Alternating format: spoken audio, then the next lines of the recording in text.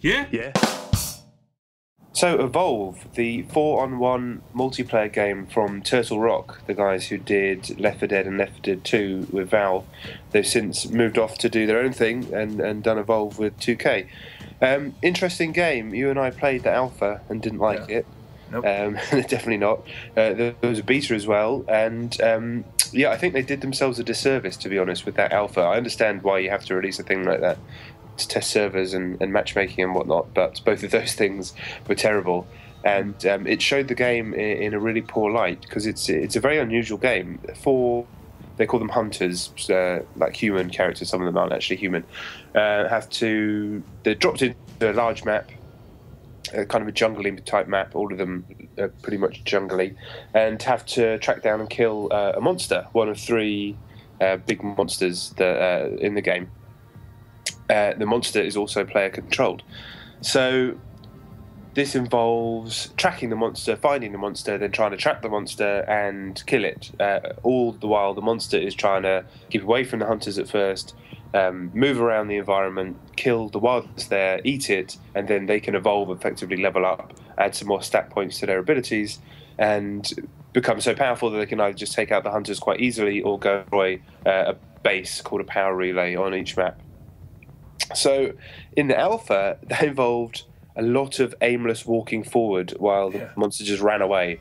A legitimate concern that I thought could potentially ruin the game, and was ruining the game. It just wasn't fun at all. We spent 20 minutes just walking and never seeing the monster. But in the many, many matches I played in the final version, that has happened once out of maybe 40, 50 matches. And even then, we found the monster within 5 minutes. And that was just because the monster player was very, very good. And the guy playing the trapper character, one of the hunters, is responsible for finding the monster, really, using... One version of the trap allows you to see footprints on the map. Another one can jab these things called sound spikes into the environment, which, if the monster walks past it, it will tag the monster for 30 seconds. So the person playing the trapper in that particular match did a poor job, so we didn't find the monster. But every other match, it's not difficult to find. You get into combat quite quickly, and it does become a very kind of interesting and very tactical game, and something that is genuinely different from anything else out there. At its best, it really is rather good. You need to play very much as a team. I wouldn't say you even necessarily have to be in voice communications with the players on your team, although obviously that would massively help. Playing with people will massively help. Each character that you play as in the hunter classes has a very specific and defined role. They all have 4 abilities, and you need to be able to maximize those abilities and know exactly what you're doing in that role to be able to succeed. But if you do know what you're doing, you don't even really need to be speaking to the other people. You just know, say, as the medic, you need to be obviously healing everybody.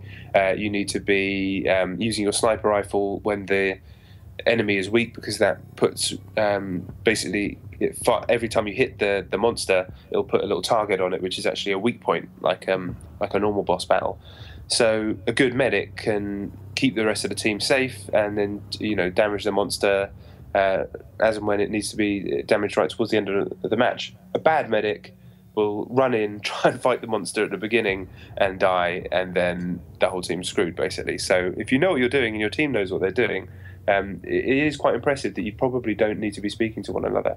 And the tactics that come into play as you play more, as you learn things like, instead of just aimlessly following the tracks that the monster leaves, or looking for every time it scatters birds and they appear in the sky, you start to learn the maps and work out ways you can head it off. If you see something happening over here, you'll know, he's only got one way out of there, so you can head him off at the pass and things like that. That just kind of happens naturally the more that you play, and the game gets far better for that sort of stuff.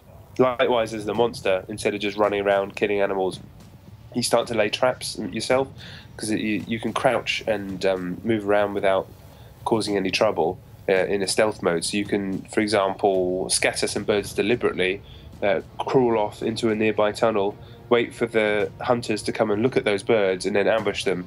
The more you play, the more tactics come about. The game's very good at being expansive enough to allow for lots of different ways of playing.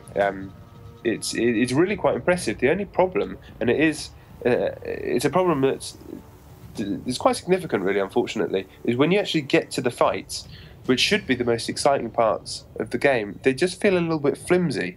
And I don't really know the solution of how to do it any other way, which is a shame. The guns themselves, they're a little bit lightweight. When you hit the monster, there's no real sense of feedback. And the counter-argument is obviously that you couldn't really have the monster flinching or its head snapping back or anything like that because it's player-controlled. So that might affect how it's played. But I still think there must be another way around it, because it's just a bullet sponge that the only way that you really know you're doing damage to it is just watching a health bar go down.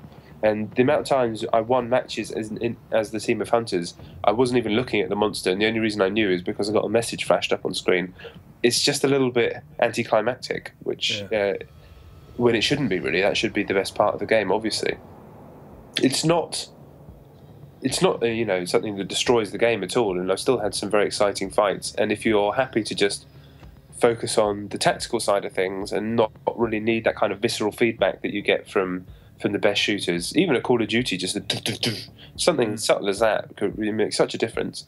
Evolve doesn't have that, and I honestly, I mean, it's one of those situations where you're poking or picking out a negative without offering a solution, which I don't really like doing, but I don't really know the solution in this case of how they could have done it any better. But the result is it just feel a little bit hollow when you have those fights. But compared to the alpha, I mean, it really is a very kind of broad and interesting tactical shooter. It doesn't play like anything else out there.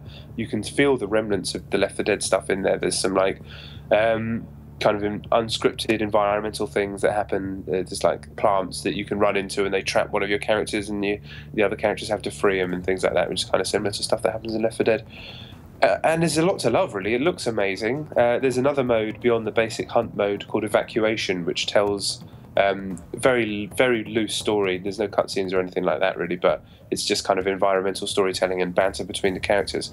But that pits you in 5 matches in a row, where the result of the previous match will affect the environment for the next match. So it also introduced a few new modes. There's one where you have to rescue survivors and bring them back to like a safe point before the monster gets them. One where there's eggs around the environment which the monster has to protect and the humans have to kill, which is very similar to Be a Zombie in Dying Light. And one more where it's very similar to a Rush type thing, where there's 3 points that the humans have to protect that go sequentially, and the monster has to smash through the first one, then get through to the second one, get through to the third one. So in this evacuation mode, you're playing different maps, different game types, and say the humans win in the first game type, then there'll be turrets set up in the second one because they won the turret base. I don't know, whatever. It's a nice mode. I think that's probably where a lot of people are going to spend a lot of time playing. But for the higher level competitive play, Hunt is clearly where most of the work has gone in terms of balance and sort of tactical breadth. But yeah, I mean, it's difficult. It's a game in many ways I kind of want to rave about because it does so much right. But it's when I think about those great fights, I can barely remember any of them. It's more been sort of the thrill of the chase, which compared to the alpha was not something I thought I'd be saying. But as it is, a very easy game to recommend, but one with that fundamental issue as well. Yeah. Are the environments better in the? Yeah, they definitely upped the colour palette. So it wasn't. I mean, it was just overbearingly grey in the alpha. And while it's still mostly a dark game, every map's played at night, I think. There's a lot more colour, and there's also kind of dynamic weather. So sometimes it might just be snowing on that map, or it might not be, or it might be pissing it down with rain. It looks amazing, quite frankly. It is dark, but it's not just one colour like the alpha was. There's a lot more colour in it. All right, well, that's good to know. I mean, is it, as it stands now, do you think it's worth paying full price for? It's very difficult to say. I think if you did have a group of friends who were interested in playing it, I think you could get a lot out of it, to be honest. I really think that it would be worth paying full price for. Then 55, I don't know, but 40 quid. Yeah. But it's really difficult to say. It's one of the hardest games I've ever had to review in many ways, because I mean I was having match after match after match, which I was having a ball on and hoping that other people would buy the game so I can enjoy it with them. But at the same time, I knew that perhaps it wasn't going to be something I'd be playing in a few weeks. So it's so difficult to say. But I think, if all of us did get it, we would have a riot for a good few weeks.